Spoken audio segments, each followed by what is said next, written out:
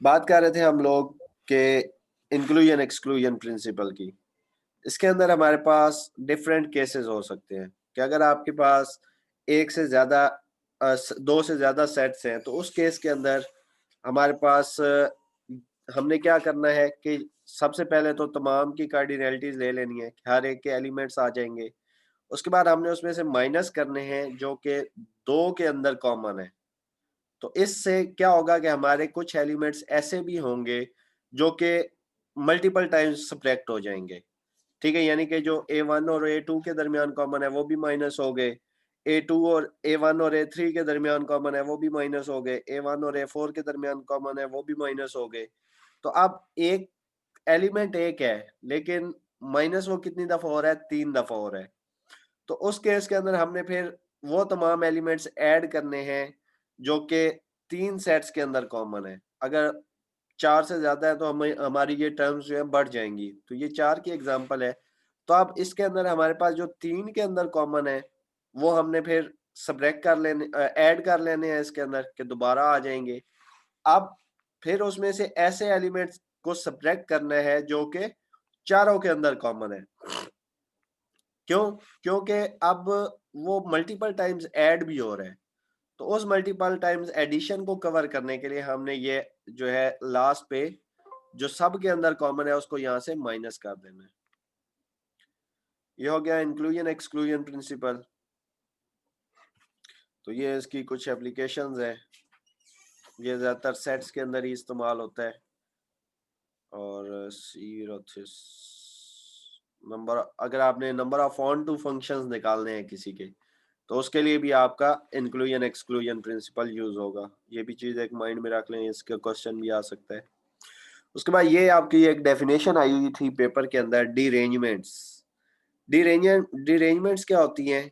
ऐसी तमाम अरेंजमेंट्स जिसके अंदर हमारे पास कॉमन एलिमेंट जो ओरिजिनल वैल्यूज में से कोई भी अपनी प्लेस पे ना हो। यानी कि अब आपके पास एक नंबर है 1 2 3। अब इसकी डीरेंजमेंट्स क्या होंगी? ऐसी तमाम नंबर्स जिसके अंदर ना 1 फर्स्ट प्लेस पे आए, ना 2 सेकंड पे आए, ना 3 थर्ड पे आए। यानी कि अगर फॉर एग्जांपल हम लेते हैं 312। 312 के अंदर क्या है कि आप तीनों अपनी जगह पे नहीं है।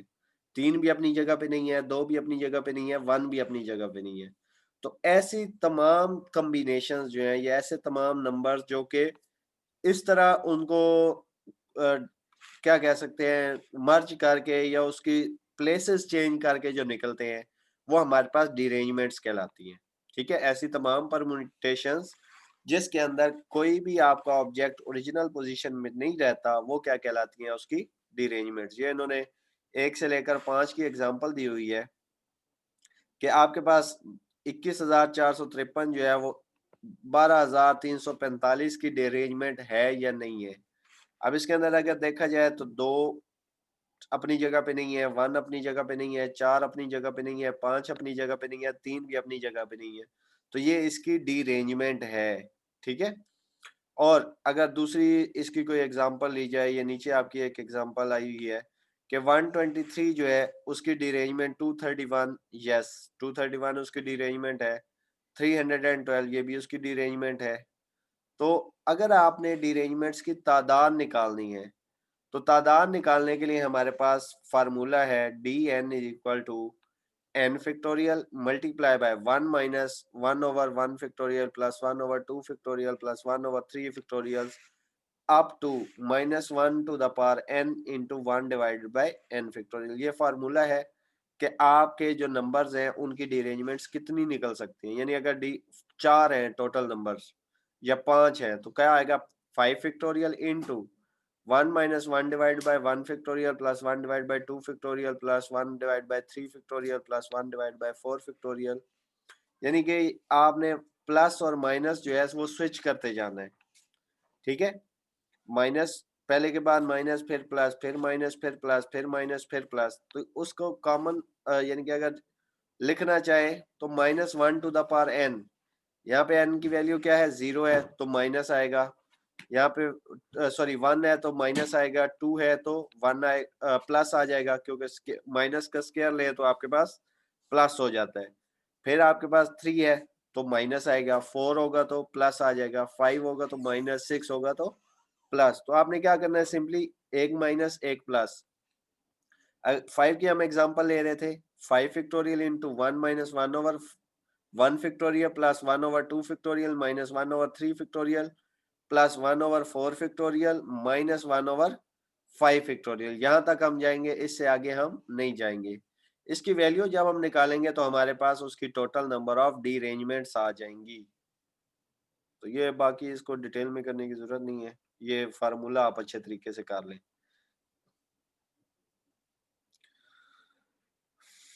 प्रोबेबिलिटी ऑफ डीरेंजमेंट्स ये भी करने की इतनी खास ज़रूरत नहीं है, ये इसका फार्मूला ही है मेन जो कि आपने करना है।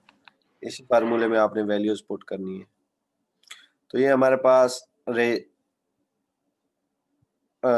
रेकरेंस रिलेशंस वाला चैप्टर हो गया हमारा। इसके बाद ये नेक्स्ट चैप्टर हमारा रिलेशंस है। रिलेशंस हमने पहले भी किए हैं, रिफ्लेक्सिव, सिमेट्रिक, एंटी सिमेट्रिक, ये वही हैं, ठीक है।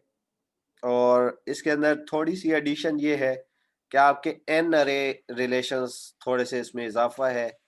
उसमें सिर्फ यही है कि काम वही है कि जो रिलेशंस होते हैं वो बेसिकली 2 सेट्स पे होते हैं, और एन अरे रिलेशंस जो है वो मल्टीपल सेट्स पे होते हैं। यानी कि उसमें ए क्रॉस ए होता था, इसके अंदर A1 cross A2 cross A3 cross A4 इस तरह आता है, ठीक है।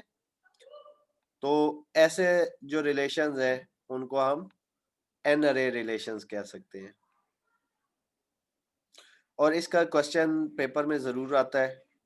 किस तरह आता है कि आपको इस तरह एक सेट दिया होगा, वो कहेंगे कि इसके अंदर कुछ एलिमेंट्स जो है वो ऐड करें या ऐड करें, और मिनिमम जो एलिमेंट्स आप ऐड कर सकते हैं वो ऐड करके आपने इसको रिफ्लेक्सिव बनाना है, आपने इसको सिमेट्रिक बनाना है, एंटी सिमेट्रिक बनाना है।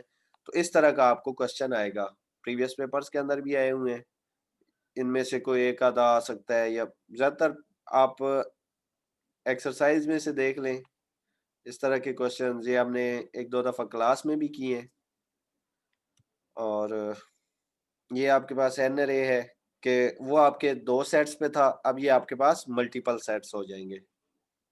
ये 3 सेट्स के लिए N cross N cross N, तो आपके पास 3 सेट्स हो जाएंगे। उसके बाद डेटाबेस का मेरे ख्याल में इसमें करने की ज़रूरत नहीं है। डेफिनेशंस देख लें, रिकॉर्ड क्या है, फील्ड क्या है, ये चीज़ें आपको आगे डेटाबेस के सब्जेक्ट के अंदर काम आएंगी। इसके अंदर मेरे ख्याल में इसकी ज़रूरत नहीं है, आउटलाइन के अंदर भी शायद ये नहीं है।